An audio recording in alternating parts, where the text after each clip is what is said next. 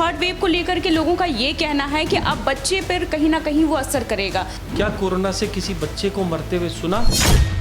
अगर नहीं सुना तो क्यों नहीं सुना? क्योंकि बच्चों को कोरोना कुछ भी नहीं कहता। वैक्सीन को लेकर के भी लोगों की मौत हो रही है। क्या वैक्सीन लगाने से कोरोना नहीं होगा? बिल्कुल भी गलत है, क्योंकि कोरोना तो फिर भी होगा, बट अगर आपने वैक्सीन लगाई है तो आपको सीरियस कोरोना नहीं होगा 99.99 केसेस में। वैक्सीन के अलावा कोरोना से नहीं लड़ा जा सकता। कोई भी दवाई वायरल फीवर के ऊपर काम नहीं करती। बॉडी की इम्यूनिटी उसे खुद अपने आप ठीक कर लेती। 99 लोगों को हमने नहीं बचाया, वो तो ऑलरेडी बच गए थे।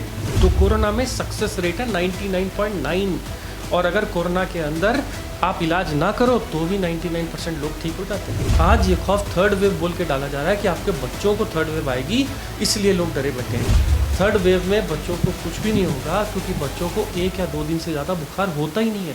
नमस्कार, मैं हूं आपके साथ अमन और इन लिंक्स में आपका स्वागत है। हमारे साथ आज जुड़ रहे हैं world best doctor cardiologist doctor Sanjeev Kumar, जो कि इनकी बातें अगर आप सुनेंगे तो आपको विश्वास होगा कि कोरोना से हम कैसे बच सकते हैं।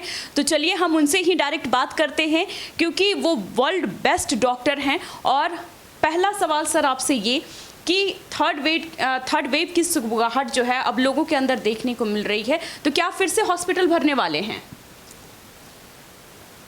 एक बार लोगों को डराओगे, 2 बार लोगों को डराओगे, तीसरी बार लोग मारेंगे। थर्ड वेव ना तो आनी थी ना आएगी। अगर आप इसको वेव बोलो तो मैं नहीं मानता। छोटे मोटे केसेस आएंगे ज़रूर, बट इसको वेव का फॉर्मेट होगा, लोग हॉस्पिटल्स में एडमिट होंगे, बेड्स ख़त्म हो जाएंगे, ऐसा नहीं हो सकता। क्यों नहीं हो सकता? क्योंकि 70% लोग ऑलरेडी इम्यून हैं, 20% लोगों को ऑलरेडी वैक्सीन लग गई है। जो 10-20% बचे हैं वो सिर्फ बच्चे हैं, और बच्चों की इम्यूनिटी इतनी ज़्यादा होती है कि उनको कोरोना नहीं आ सकता। लेकिन लगातार ये देखा जा रहा है कि सर थर्ड वेव को लेकर के लोगों का ये मानना है कि जैसे फर्स्ट वेव में बुजुर्गों की मौत हुई, सेकेंड वेव में जो यंग पीपल थे उनकी मौत हुई, तो थर्ड वेव को लेकर के लोगों का ये कहना है कि अब बच्चे पर कहीं ना कहीं वो असर करेगा।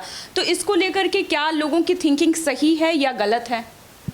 आप ये देखिए कि एक सूखा जंगल है और सूखे जंगल में बहुत सारे पेड़ हैं। अगर इसमें आग लग जाए तो सबसे पहले क्या होगा? पहले 10-15 मिनट में बाहर के 3 या 4 पेड़ जल जाएंगे।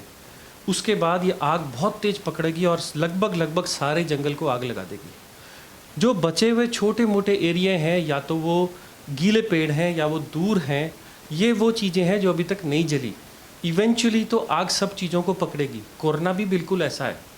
पहली वेव में ज़रा से लोग इन्फेक्ट हुए थे, सेकेंड वेव में बहुत सारे लोग एक साथ इन्फेक्ट हो गए थे, और एक एक्चुअली हिंदुस्तान जैसी जगहों पे तो लगभग सारे इन्फेक्ट हो गए थे। अभी गवर्नमेंट का सीरो सर्वे आया है, जिसमें पाया गया कि 10 में से 7 लोगों के बॉडी के अंदर ऑलरेडी एंटीबॉडीज़ हैं। तो बचे तो सिर्फ 3 लोग, उनमें से 2 हैं बच्चे। बच्चों को कोरोना आए तो जुकाम बुखार से ज़्यादा कभी आता नहीं। तो इसका एविडेंस क्या है? क्या आज तक आपने किसी अस्पताल, बच्चे के अस्पताल को भरते हुए सुना? क्या कोरोना से किसी बच्चे को मरते हुए सुना? अगर नहीं सुना तो क्यों नहीं सुना? क्योंकि बच्चों को कोरोना कुछ भी नहीं कहता। तो अगर ये 3 में से 2 लोग बच्चे हैं तो ये भी बच गए, तो थर्ड वेव आएगी किस में? 10 में से 1 आदमी को। वो थोड़े बहुत केसेस तो चलते रहेंगे आने वाले 1 साल तक, बट ये थर्ड वेव में कन्वर्ट हो जाएगा, इसको मैं नहीं मानता। सर लेकिन वैक्सीन को लेकर के लोगों का ये मानना है, जिस तरह से लोग कह रहे हैं कि वैक्सीन लेने के बावजूद अब उनको कोरोना नहीं होगा, लेकिन फिर भी ये देखा जा रहा है, जो रिकॉर्ड देखा जा रहा है उसमें ये देखा गया कि वैक्सीन को लेकर के भी लोगों की मौत हो रही है। तो इसमें क्या कहा जा सकता है? क्योंकि के अग्रवाल जी ने भी वैक्सीन लिया और उसके बाद भी उनकी मौत हो गई, तो क्या वैक्सीन कितना कारगर माना जा सकता है? अगर आप इसको कोरोना वायरस समझिए तो ये बड़ा पावरफुल है। ये 100 में से 1 आदमी को मार देता है। तो वैक्सीन होती क्या है? हम इसी वायरस को तोड़ के, मार के, जला के इसके छोटे छोटे हिस्से कर देते हैं। अब ये जो छोटे किसी एक हिस्से का एक पार्ट को हम वैक्सीन बोलते हैं। क्योंकि ये कंप्लीट नहीं है, इसलिए आपकी बॉडी को कुछ कह नहीं सकता, ये आपको मार नहीं सकता। हाँ, ये आपको इम्यूनिटी दे सकता है। जब ये पार्ट आपके शरीर में जाता है तो आपकी शरीर समझता है कि कोरोना आ गया, क्योंकि वो आप समझता है कोरोना आ गया तो उसके खिलाफ एंटीबॉडीज़ बना लेता है। हाँ, ये एंटीबॉडीज़ ज़रूरी नहीं है कि इतनी ताकतवर बने कि अगली बार ओरिजिनल कोरोना वायरस आए तो उससे लड़ पाएँ। के अग्रवाल सर के केसेस में ऐसा हुआ होगा कि उनकी बॉडी इतनी इम्यूनिटी नहीं बना पाई जिससे पहले पहले उनको कोरोना आकर के उनको ये अनफॉर्चुनेटली 100 में एक आदमी को वो मारता है, अनफॉर्चुनेटली वो उसमें थे। पर क्या वैक्सीन लगाने से कोरोना हो जाता है? बिल्कुल गलत है। क्या वैक्सीन लगाने से कोरोना नहीं होगा? बिल्कुल भी गलत है, क्योंकि कोरोना तो फिर भी होगा, बट अगर आपने वैक्सीन लगाई है तो आपको सीरियस कोरोना नहीं होगा 99.99 केसेस में।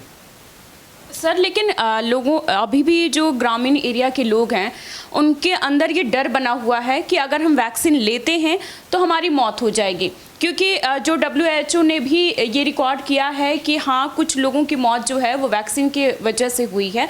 लेकिन उसमें ये भी लोग थे जिनको मतलब बीमारी हो, या तो शुगर हो या तो फिर उनको और कोई बीमारी हो, उसके कारण भी मौत हुई है। लेकिन सभी लोगों का ये मानना है कि वैक्सीन के कारण मौत हुई है, तो उसको लेकर क्या कहेंगे? क्या वैक्सीन लोगों को लेना चाहिए या नहीं लेना चाहिए? रोज इंडिया में इतनी बड़ी पॉपुलेशन है कि लगभग 100 लोग मरते हैं बहुत सारी बीमारियों से, हार्ट अटैक से, एक्सीडेंट से, फीवर से, मलेरिया से, डेंगू से। पर जब कोरोना आया तो हर लोगों को स्टैंप एक ही चीज़ की गई कि इसको कोरोना हो गया इसलिए मर गया, इसने वैक्सीन ली इसलिए मर गया, जबकि मौत 7 दिन, 8 दिन, 10 दिन के बाद भी हुई है। वैक्सीन से क्या मौत होती है? 2 केस रिपोर्टेड हैं पूरे वर्ल्ड में, क्लॉट बनने की वजह से मौत होती है। पर क्या ये सिर्फ कोरोना की वैक्सीन से ही मौत होती है? आप याद करिए जब आप छोटे थे बचपन में, तब डिप्थीरिया, परट्यूसिस, टेटनस, जाने क्या क्या आपको वैक्सीन लगवाई गई, छोटे छोटे बच्चों को लगाई गई। तो क्या वो वैक्सीन मौत नहीं कर सकती थी? कर सकती थी, पर उन पर किसी ने सवाल नहीं पूछा। आज की तारीख में लोग इतने डरे हुए हैं कि कोरोना आने के बाद अगर कोई कुछ छोटी सी भी बात गलत बोल देता है तो उसको दिल पे लेकर के वैक्सीन कोई नहीं ले रहे। कोरोना का तो इलाज ही सिर्फ वैक्सीन है, क्योंकि तो कोई गोली काम ही नहीं कर रही। और अगर आप वैक्सीन नहीं लोगे तो इन्फेक्शन आएगा। ज़रूरी नहीं कि आपको इन्फेक्शन आने से भी मौत हो जाए। इन्फेक्शन आया, अगर आप सह गए तो आपको तो भी एंटीबॉडी बनेगी। आपने अगर इन्फेक्शन नहीं आया तो आप बचे रहोगे। ये जो लास्ट 10% लोग हैं, इनको हो भी सकता है कि कोरोना ना हो, और इनको हो भी सकता है इनको 3rd वेव में पकड़ा जाए। तो जो लोग जिन्होंने वैक्सीन नहीं ली है अभी तक, जो ये डर रहे हैं, मैंने खुद वैक्सीन ली है। मैंने तो वैक्सीन तब ली थी जब कोई डेटा भी नहीं आया था, क्योंकि मैं जानता था कि वैक्सीन प्रिवेंशन है। आप अपने छोटे छोटे बच्चों को वैक्सीन दिलाते हो, क्यों? कि उनको डिप्थीरिया ना हो, उनको बड़ी बड़ी बीमारियां ना हो। वैक्सीन के अलावा कोरोना से नहीं लड़ा जा सकता। लेकिन सर अगर वैक्सीन की बात की जाए तो यहाँ पर अभी जो इंडिया में वैक्सीन आई है वो आई है, स्पुतनिक आई है, कोविशील्ड आई है और कोवैक्सीन आई है। लेकिन लोगों का भी उसमें भी लोग क्या कर रहे हैं कि अगर कोविशील्ड ले रहे हैं तो उसका कुछ साइड इफ़ेक्ट अलग हो रहा है, कोवैक्सीन ले रहे हैं तो उसका साइड इफ़ेक्ट अलग हो रहा है, और अगर स्पुतनिक वी ले रहे हैं तो उनका भी साइड इफ़ेक्ट अलग हो रहा है। उसको भी लेकर के लोग डिस्क्रिमिनेट कर रहे हैं कि क्या हम कोविशील्ड लें वो कारगर होगा, या कोवैक्सीन ले वो कारगर होगा, या फिर स्पुतनिक वी लें। तो क्या हम तीनों वैक्सीन में से कोई भी वैक्सीन ले सकते हैं जो कारगर होगा? लगभग 200 डिफरेंट तरह की वैक्सीन्स अप्रूव हो चुकी हैं वर्ल्ड के अंदर, जिसमें से ये बड़े बड़े 3 नाम, कोवैक्सीन, कोविशील्ड और स्पुतनिक, इन तीनों के रिजल्ट्स 90% से ज़्यादा हैं। अब इस रिज़ल्ट 90% का क्या मतलब है? अगर 100 लोगों को हमने ये वैक्सीन लगाई और उनके ऊपर कोरोना वायरस का स्प्रे कर दिया, तो 10 में से 9 लोगों को पता भी नहीं चलेगा कि उनको कोरोना से एक्सपोज भी किया गया था कि नहीं। इसे कहते हैं रिज़ल्ट।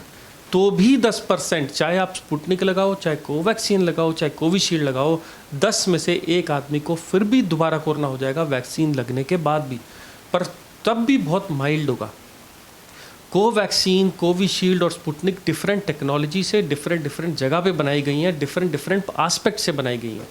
इसलिए उन वैक्सीन्स की इम्यूनिटी पावर और उनका रिस्पांस अलग अलग है। लोग बोलते हैं फीवर क्यों आता है? फीवर जैसे कोरोना आता है वैसे ही कोरोना की वैक्सीन से भी फीवर आता है, क्योंकि बॉडी उससे लड़ने की कोशिश करती है। फीवर आना अच्छा साइन है, इसका मतलब आपकी बॉडी आइडेंटिफाई कर रही है कि आपको कुछ लगाया गया है। अगर वो आपको वैक्सीन की जगह पानी लगा दे तो आपको कुछ भी नहीं आएगा। मैं तो खुश हुआ कि मुझे फीवर आया, क्योंकि फीवर आया तो मेरे अंदर एंटीबॉडी बन गई।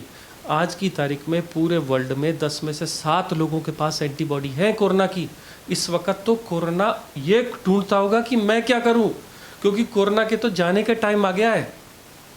सर अगर हॉस्पिटल की बात की जाए, क्योंकि हॉस्पिटल की बिलिंग की अगर बात की जाए तो लोगों की जेबें खाली हो रही है, क्योंकि अगर जो लोअर क्लास पीपल हैं या फिर मिडिल क्लास पीपल हैं उनको बहुत तकलीफ़ हो रही है कि हाँ उनको इतनी दिक्कत हो रही है कि हम ट्रीटमेंट करवाने अगर जा रहे हैं हम हॉस्पिटल तो उनकी जेबें खाली हो जा रही है।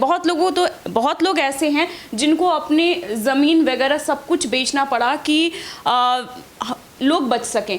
लोगों का ये मानना है कि इसकी दवाइयाँ जो है वो कुछ ही हैं, लेकिन फिर भी इतना बिल जो बन रहा है वो किस कारण बन रहा है हॉस्पिटल में? मैं इसको जायज़ नहीं ठहराता।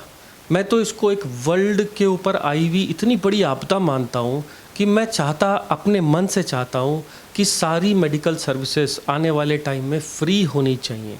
हर एक सिंगल सर्विसेज फ्री होनी चाहिए। अब इसको ख़त्म कैसे किया जा सकता है?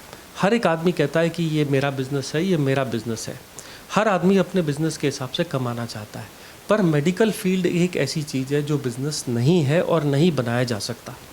इसीलिए सर लेकिन लोग तो इसको बिजनेस फॉर्मेट में ही लेने लगे हैं, क्योंकि जिस तरह से लोग डूबते चले गए और इतनी बड़ी आपदा में भी कोई सर्विसेज फ्री नहीं की गई, जो कि पिछले साल भी पिछले साल जब डेंगू की महामारी जब देखी गई थी तो उस समय भी कुछ सर्विसेज लाई गई थी, लेकिन इतनी बड़ी आपदा में कोई सर्विसेज नहीं लाई गई। लानी चाहिए, और ये काम सरकार का, इंस्टीट्यूशंस का है कि वो ओवरटेक करें। इसको कैसे करें? इल्ज़ाम लगाना बड़ा आसान है। मैं कह दूं आदमी नहीं कर रहे, वो कहेंगे बहुत सारी दवाइयों के पैसे लगते हैं, डॉक्टर्स की फ़ीस लगती है, हमारे को रिसोर्सेज लगती हैं, फिर वो कहाँ से आएंगे? मैं आपको एक छोटा सा तरीका बताता हूँ। ये छोटा सा तरीका क्या है कि आदमी 3 सर्विसेज के पैसे देता है। पहली सर्विस की डॉक्टर्स की फ़ीस, उस फीस को सरकार पे करे या इंस्टीट्यूशन पे करे, क्योंकि वो तो फिक्स है। दूसरी फ़ीस कंज्यूमेबल्स, दवाइयों की, सरकार इन सब दवाइयों के रेट फिक्स कर दे। स्टीरॉयड 10 रुपये का इंजेक्शन, पैरासिटामॉल 1 रुपये की गोली, विटामिन 4 रुपये की गोली, तो फिर किस बात पे इतने बड़े बड़े बिल बनाए? और तीसरी फ़ीस हॉस्पिटल के अंदर रहने के लिए। अगर ये तीनों फीसेस को ट्रांसपेरेंट कर दिया जाए तो किसी भी आदमी का बिल कुछ 100 रुपये से ज़्यादा पर डे नहीं आ सकता।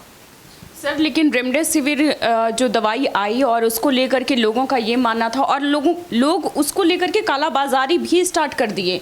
इवन हॉस्पिटल में भी सर कालाबाजारी हुई है रेमडेसिविर को लेकर के।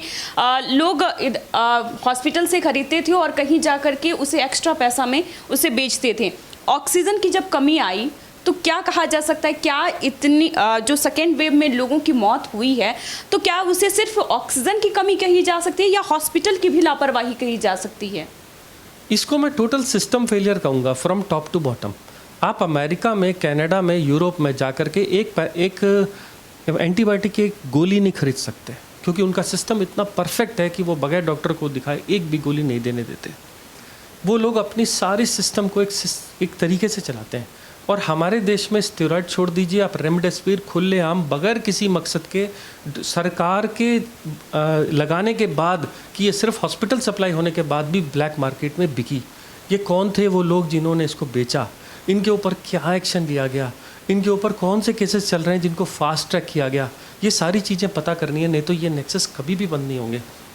मास्क से लेकर के, रेमडेसिविर से लेकर के, एसेंशियल कमोडिटी एक्ट की ड्रग्स को लेकर के जो भी लोगों ने इनको ब्लैक मार्केट किया या बेचा या ख़रीदा या ज़्यादा रेट पे भी ख़रीदा, वो सब लोगों को पकड़ के बंद कर देना चाहिए। क्योंकि जिस आदमी ने इस टाइम पे भी ईमानदारी नहीं दिखाई तो वो कभी भी ज़िंदगी में ईमानदार नहीं हो सकता। उसके लिए ऊपर तो ट्रायल भी नहीं चलाना चाहिए। अगर सर इसका इलाज कुछ भी नहीं है, जैसे एक पैरासीटामोल, जैसे आपने बताया कि पैरासीटामोल खाने से कोरोना को उसका इलाज किया जा सकता है, तो ये लाखों रुपए जो गए हैं वो किस आधार पे हॉस्पिटल ने लिया है? ये सिर्फ डर के नाम पर इतनी लूट मचाई गई। हम लोगों को स्टार्टिंग में सिखाया गया था कि अगर आपको वायरल फीवर, जुकाम बुखार, नज़ला बुखार हो जाए, अगर आप दवाई लोगे तो आप 2 हफ्ते में ठीक होगे, अगर आप दवाई नहीं लोगे तो 14 दिन में ठीक हो जाएंगे। मतलब कोई भी दवाई वायरल फीवर के ऊपर काम नहीं करती, बॉडी की इम्यूनिटी उसे खुद अपने आप ठीक कर लेती है। पर जब 100 में 1 लोग मरने लगे तो सारी की सारी कम्युनिटी खौफ खाली। एक घर में बीमार होता था, 10-10 लोग चेक कराते थे और पता करते थे हम सबको कोरोना हो गया, और सारे के सारे जा कर के हॉस्पिटल्स को क्लॉग कर दिया। सप्लाई डिमांड को इतना ख़राब कर दिया कि हॉस्पिटल में छोड़ दो, गैलरीज तक में बेड नहीं बचे। जिन लोगों को उस टाइम पे सर्विसेज की ज़रूरत थी उनको सर्विसेज नहीं मिली, और जिन लोगों को इलाज नहीं कराना चाहिए था वो लोग हॉस्पिटल में जा कर के लेट करके अपने इंश्योरेंसेस ख़त्म कर दिए और उन लोगों को जाके पैसे दे दिए क्योंकि वो सर्विसेज ले रहे थे। क्या सर्विसेज ले रहे थे? टेस्ट करा रहे थे। तो कोरोना में था क्या? कोरोना में 100 में 1 आदमी की जिसकी डेथ होती है, अगर उसको टाइम से पता कर लिया जाए, उसको आइसोलेट कर दिया जाए और उसको ट्रीट कर दिया जाए तो उसमें से हम आधे लोगों को बचा पाते हैं। 99 लोगों को हमने नहीं बचाया, वो तो ऑलरेडी बच गए थे। तो कोरोना में सक्सेस रेट है 99.9, और अगर कोरोना के अंदर आप इलाज ना करो तो भी 99% लोग ठीक हो जाते हैं। मेरे खुद के डाटा में जो 1-2 लाख लोग मेरे संपर्क में आए, जिनको मैंने सिंपल दवाइयाँ, पैरासिटामॉल और घर के नुस्खे बताए, वो खुद 99% ठीक हो गए। क्यों? दवाइयों से ठीक नहीं हुए थे, क्योंकि वायरस 99% लोगों को मारता ही नहीं है। ये जो कालाबाजारियाँ हुई, ये सप्लाई डिमांड मिसमैच की वजह से हुई, ये फियर फैक्टर की वजह से हुई, ये खौफ की वजह से हुई। और आज ये खौफ थर्ड वेव बोल के डाला जा रहा है कि आपके बच्चों को थर्ड वेव आएगी, इसलिए लोग डरे बैठे हैं। थर्ड वेव में बच्चों को कुछ भी नहीं होगा, क्योंकि बच्चों को 1 या 2 दिन से ज़्यादा बुखार होता ही नहीं है। मेरे पर्सनल एक्सपीरियंस में मैंने कई सारे बच्चे देखे हैं जो सिर्फ थोड़ा बहुत बुखार लेकर के, अब आज की तारीख में पेरेंट्स को बहुत डर लगता है। उनको ऐसा लगता है कि अब बच्चों को आया और उनकी डेथ हुई तो हम कैसे मैनेज करेंगे। इतने तो हॉस्पिटल तो हमारे पास बहुत सारे हैं, पीडियाट्रिशियन ही नहीं है हमारे पास। पूरे हैदराबाद के अंदर देखें तो 100 से ज़्यादा पीडियाट्रिशियन नहीं है, 2 बड़े अस्पताल से ज़्यादा हमारे पास अस्पताल नहीं है। और वेंटिलेटर डालने लगे तो बच्चों के लिए हमारे पास 10 से ज़्यादा वेंटिलेटर नहीं बचेंगे। जब इतने बड़े शहरों का ये हाल है तो छोटे छोटे शहरों में कहाँ से वेंटिलेटर लाएंगे बच्चों का। पर ऊपर वाला इतना अच्छा है कि बच्चों की इम्यूनिटी इतनी अच्छी होती है कि उस लेवल तक जाने का नौबत ही नहीं आएगी।